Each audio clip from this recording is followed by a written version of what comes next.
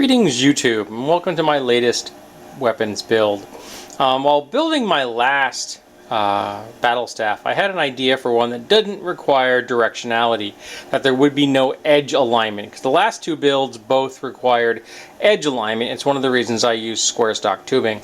So I thought, well, wouldn't it be cool if we had something that didn't require that, so it wouldn't matter how the particular handle was rotated in the hand, it would still work. And I was inspired by this piece here, which I picked up at a thrift shop. I think I paid $2 for this. And I'm going to put a point on this, and then I'll put some very simple edges on this, just not too much. It's not very thick, and the steel is probably not very good. And I'm going to make a striking head on the other end out of this piece of, I think it's 4x4. I'm not positive. I have to measure it. But and that is going to be, yeah, 4x4. And that's going to be a striking head. I'm probably going to make it 8 inches long. Well, I'll figure it out. I'll do the layout, because I'm going to use those points, and I got 25 of them. So I can put 5 on each side if I really want to. And I'm going to put a hole in here so I can mount this onto an item, and probably put a spike on the end for fun. Maybe. I haven't decided on that one yet. That one's still up in the air. I will put the layout line and then decide later if I want to actually put a spike on the end or not. And I'll be using this piece of 1-inch diameter electrical conduit as the handle. I'm going to make it 5 feet long, which is a 10-foot. It's a 10-foot bar, so I'll make it. I'll cut it in half. And then that will become the shaft, and I'll use the shaft, the rest of the piece, for another project. And that actually wasn't too bad. It was $10 for that. So, like 2 projects for $10. That's not a bad thing. That was $2. This is a scrap from another project that I did years ago, so it's essentially free. That was the expensive bit. It's like $20 for a box of 25 of those. More than I want to spend, but they didn't have double pointed lag bolts, which would have made my life really easy. So I'm going to have to take one of these, and when I've got it mounted, because I'm going to have to pick that up off the floor, but I'm going to have to cut this one off, and then I can't do that until I get it in there, because I'm going to use the hex head to get it mounted. Cut it off and then put a point on it. So I'm going to put it probably about yay thick. I'll probably put it about an inch in or so into the actual wood itself. So it's not going anywhere. Then I'll put an angle on it after it's mounted, and that'll be done with my my metal cutoff blade with my angle grinder. And this will probably be using the flat wheel to put a point on that, and then to put kind of somewhat of an edge on it. Now this actually has a small mounting hole right here, and that's a little small for my taste. So for mounting. So, and not to mention this fits inside the tube. So I'm going to fit this inside the tube, drill a hole through the tube, drill a hole through this, and I'm going to put a relief split on the outside tubing, because they're not perfectly in the right size. So when I tighten it down, the tubing, the external tubing, will snug up on this, and it won't go anywhere because it'll have a bolt through it, and because the tubing will be holding it tightly. And I'll show you all that when I'm doing it step by step. So the first thing I'm probably going to do is suit up and cut the main piece of tubing first. That's the first thing to do. Get my safety gear on, and I even got my work boots on, because they're leather and fireproof. Yeah, cut that main piece of tubing so that I can get a piece of tubing to work with. This is much easier to handle. Wielding it, moving around a 10-piece of tubing in my basement is 10-foot piece of tubing is no fun at all. So that's the first thing I'm going to do. The second thing I'm going to do is probably going to be work on this and figure out how I want to shape it, or drill it. Because I probably need to drill the outside piece of tubing first, so I then can mark it here, because it's going to come up right up here. It's going to be snugged right up to that flat spot. So that's not going to take any measurements. I have to figure out what that distance is, and I'll put a hole halfway down, whatever that distance is. Alrighty, so start cutting, start marking stuff, and when I get things set up for the next stage, I will check back with you. Since I don't have my tubular V-block set up in my drill press. At the moment, there's nothing on the table for the drill press. I figured it might be better off to work on the block first. And it's 3.5 inches long. It was wide. It was probably sold as a 4x4, but then they never are. So it's 3.5 by 3.5 roughly. It's not perfectly square. And I decided that 5 inches would be the size I like on this one. So I am going to drill a through hole, not all the way through. And it's going to be about a 1¼ inch or 1¼ inch, because that's going to be slightly loose on that, but I can make that up with some tape if I need to, and I can also glue it in place, as well as I'm going to be drilling a through hole for it. So I'm thinking of doing a grid of 5 holes, and 2 of them are going to go into the holes in the tube. So 2 of them are going to go all the way in, and they're going to be shorter than the other ones. They may not have points on them at all, and the other ones will. So it's going to be slightly asymmetric, but I do want to make sure that that thing gets held in place firmly. So the first thing I'm going to do is drill this through hole, not the through hole, but the hole. Probably going to go into 4 inches if I can. So I'm going to figure out what the depth is on my drill, see how 4 inches looks, and then mark off the drill bit, so that's where I stop. Because that would give me an inch of wood at the end. And I'm kind of thinking I don't need a point on the end. I think I kind of like it with that one. Because it'll also make it easier to store, because I'll be able to stand up on the end without a point here. Just make it easier for storage, which is always also a consideration. So yeah, so that's the first thing I'm going to do, is drill a big ass hole here so I can get that piece of tubing in there comfortably, and then I'll start working on the through holes. And when I get all the through, I'm going to drill the through holes literally through the blocks. So I'm going to set them up one side with 5 holes, and then boom, boom, boom, all the way through, and then I'll set up another one, 5 holes, boom, boom, boom, boom, and I'll be finished with those holes. And I'm probably going to go out and measure the shanks on that to see what hole size I need. They're these 5/16.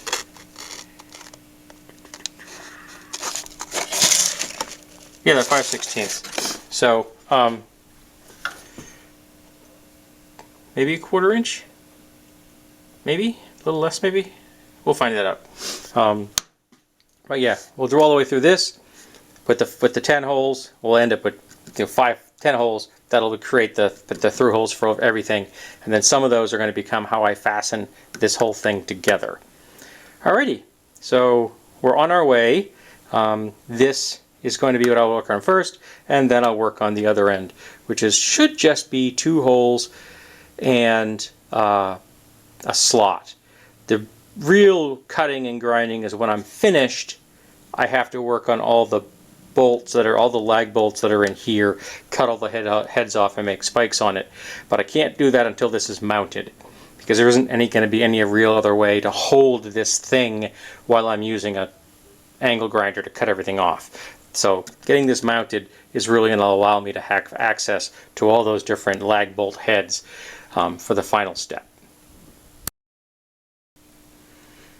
Alright, this is the second one I've made. The first one I did by freehand in my vise and it wasn't straight. So I started it in my drill press. I'm going this way, and then I opened it up with going in deeper because there's not enough throw on my drill press over here. And that got me a straighter hole. But again, it's oversized. So I was thinking about this.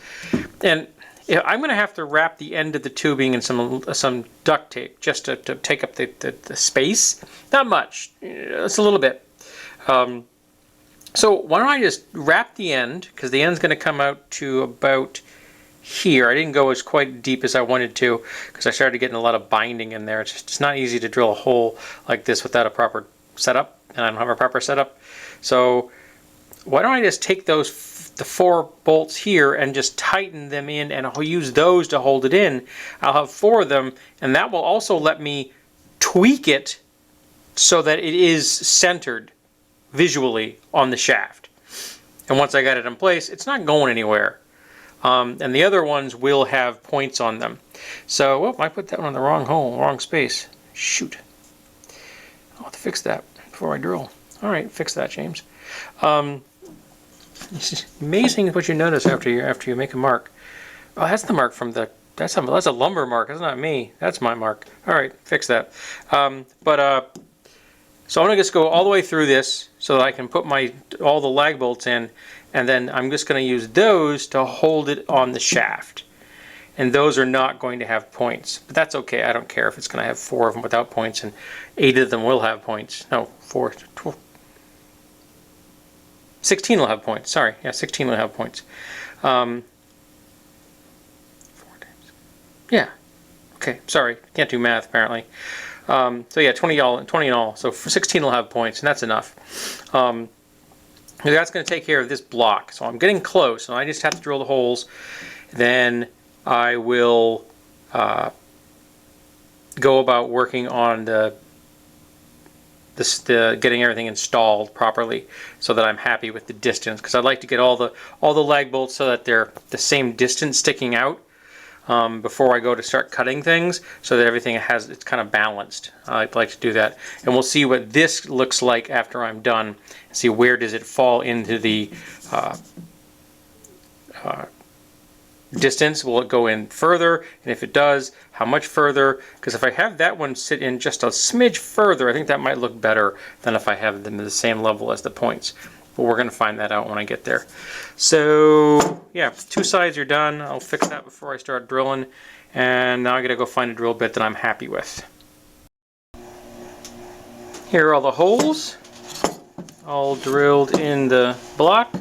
So now I'm going to put some duct tape on the shaft, and we're gonna start fitting everything in place. The first things we're gonna fit are going to be the 4 bolts that hold everything in together, and once I have those to my satisfaction, then I will put the other ones in.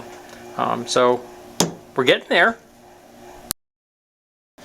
All the bolts have now been installed, and as I figured, the ones here in the center that are doing the job of holding this in place, holding this and these 2 together, are sitting a little further, which is just how I wanted them to look. So next step is going to be to cut all of these heads off, and then to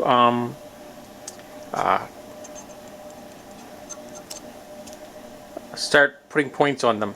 I'm just going to do a single bevel on this, so I'm just going to come in and go wonk, wonk, and put single bevels on these, because that's the fastest way of making a point.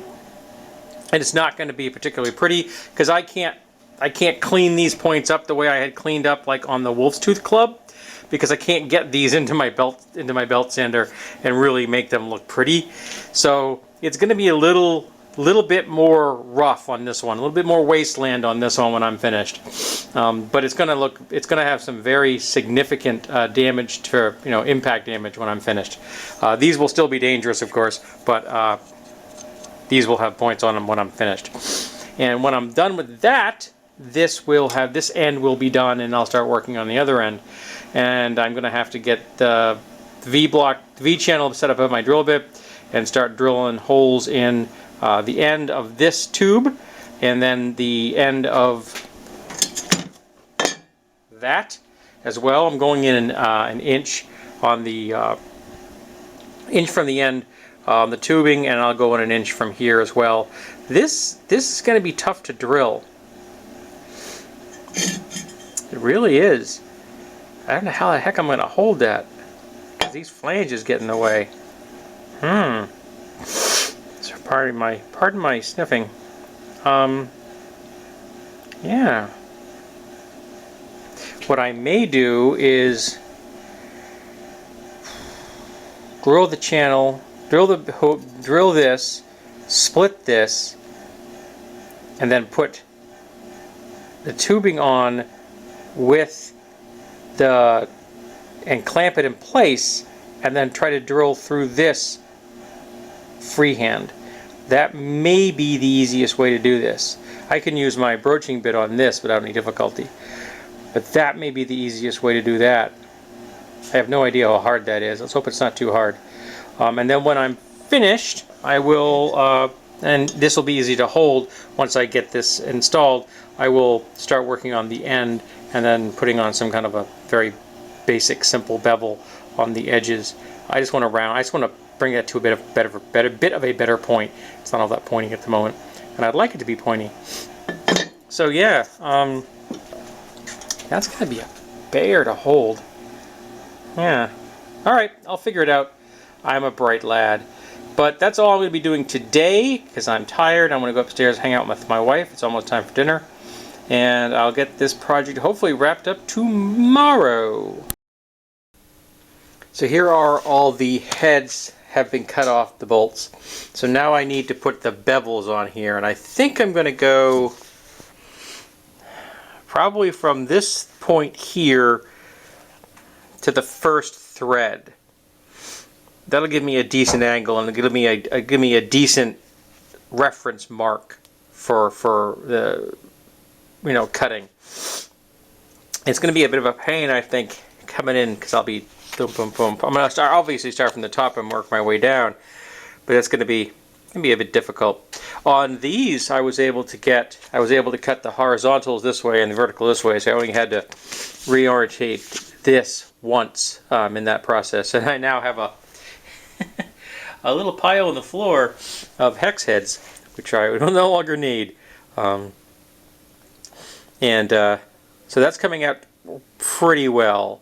And I may have to do a little cleanup because some of these did not come off perfect. Obviously, you can see that little flap there of steel. I'll be cutting some of that off with the slice I'm putting in, but I don't know if I'll get all of it off. So I may have to do a little bit of cleanup with the flap wheel. We're going to find out. But they're all going to be in the same direction, boom, boom, boom, this way, just because it makes my life a lot easier.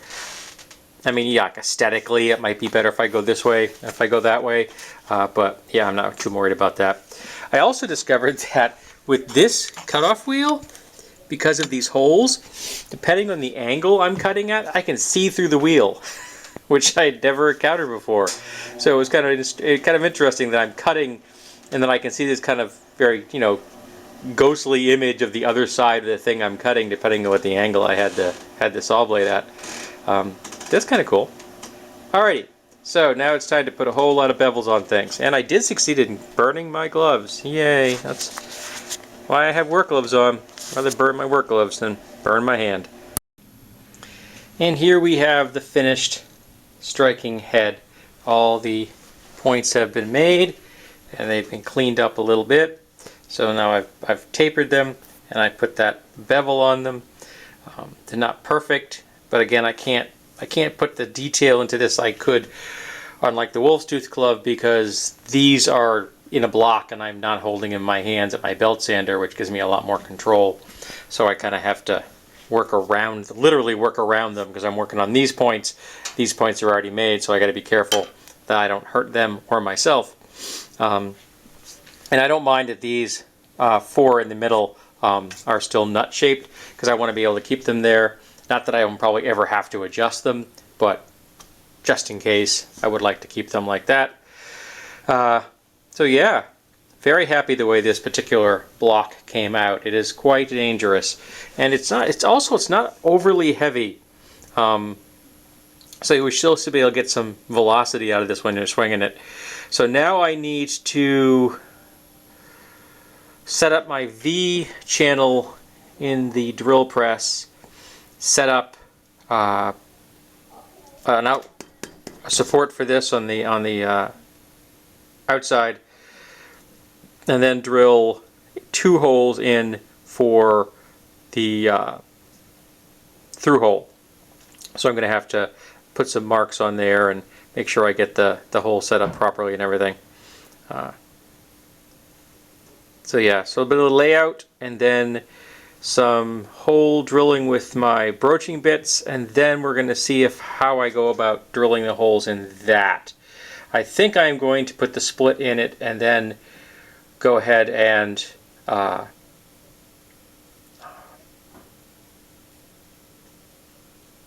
clamp it and then try to drill it. So like I said, we're gonna see. I may have to dig around and see if I have a C-clamp that will help me get around those flanges. If I have a big enough one, I might be able to do that. We'll find out. So I have the holes drilled through the sides, and I have my layout line, and I'm going to now do a vertical cut and then come up and do the one side, roll it over, and then do the other side. The vertical cut will just, mark both sides for me simultaneously. And I'm going in 3 inches on the split. I'm 1 inch in, so that should give me enough flex without any difficulty for the gripping onto the actual shaft of the head I'll be using. So we're getting close. We're getting close, and it's looking pretty good so far. And here we are with the setup for drilling the through holes.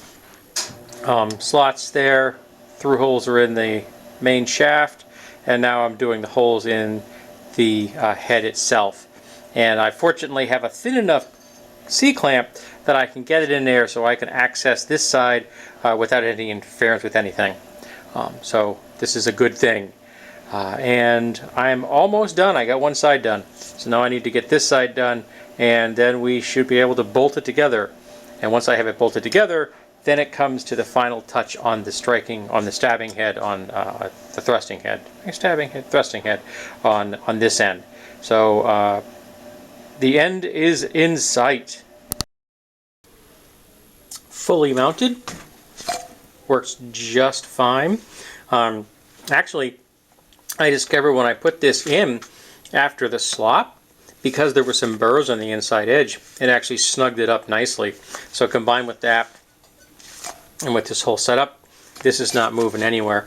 And I have the tip here. It's all set. Looks nice. So now I'm going to put a bit of a bevel on these fins here. Not a whole lot because it's not all that thick. Just 45, probably a little less maybe.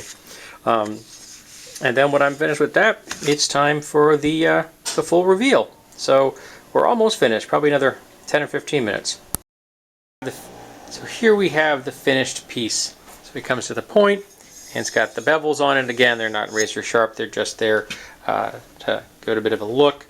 And we have the full shaft and the striking head at the rear. And again, the goal on this one was to come up with a design that would require no edge alignment. This is just you swing it, and any point that you hit someone with this is going to do damage.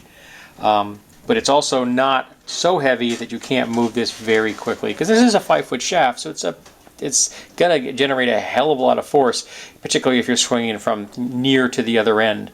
You're gonna generate a lot of energy, but you can still snug up down here if you want to go for a thrust. And this is really meant to go against soft targets. People who aren't wearing any armor, who are wearing simple things like leathers, things like that. Because against heavy armor, this is not going to get through. Might do something against chain, but I don't know. I don't know how likely chain is going to be in a post-apocalyptic environment. But you might have overlapping small plates, and that might get through that. But as far as heavier armor, this is not going to do much. It really isn't an armor-piercing design. But yeah, happy how this one came out. And at the moment, this completes my series of battle staffs, or battle staves.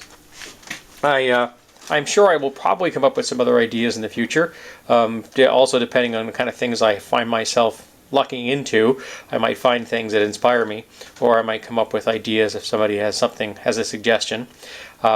But these three I've come up with, two that were made out of square stock, and then this one made out of round stock, at the moment fulfill my needs for designing and building a battle staff. But yeah, quite happy with it. So now I'm going to take this outside. Thankfully it's daytime, so I can get some nice shots, and post those up on my DeviantArt and my Instagram, both of which you should be following because I do cool stuff, and that way you can go look at the archive where it will be forever. So thank you for being here for this video. I greatly appreciate it, and I hope that you will be here for the next video.